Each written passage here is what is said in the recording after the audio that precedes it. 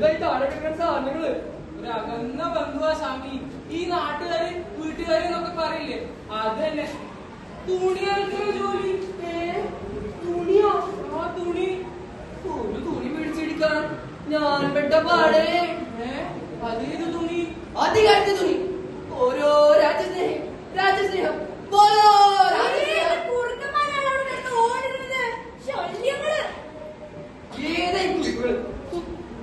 കൊണ്ട് വലിയ ശല്യ സ്വാമി. എങ്ങനെയെങ്കിലും ഇവിടെ നിന്ന് ഇവരെ ഒഴിപ്പിക്കണം.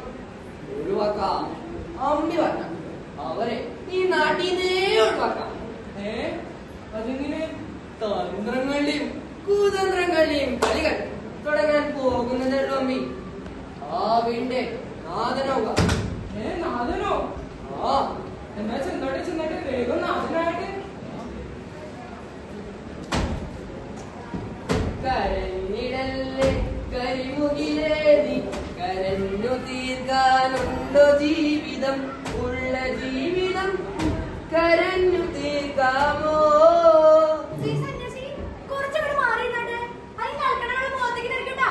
തുണിയിലെ ജലത്തിന് അശുദ്ധി ഇല്ല കുട്ടി.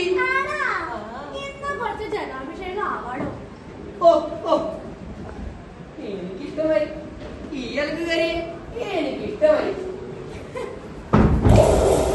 കരഞ്ഞിടല്ലേ കരിമുകിലേ നീ, കരഞ്ഞു തീർക്കാൻ ഉണ്ടോ ജീവിതം? ഉള്ള ജീവിതം കരഞ്ഞു തീർക്കാമോ? ആ കഥ കേട്ട് നടുങ്ങി ഞാൻ നടുകടലിൽ കര കാണാതായി. ജീവിച്ചത് കൊതിയില്ല, ജീവിതമെന്തെന്നാലറിയില്ല. ജീവിക്കാൻ മാത്രം ഇവളത് മറന്നു പോയൊരു ജന്മമതാണ്. ജനിച്ച വഴിയത് പെരുവഴിയാണ്, ചേരി പൊന്തിയ ജീവിതമാണ്. സുഖമറിയാത്തൊരു ജന്മം ഇവളാണ്. ഞാനുണ്ടൊരു ജന്മം ജനിച്ചു പോയി ഭൂമിക്കതു ഞാൻ ഭാരമായി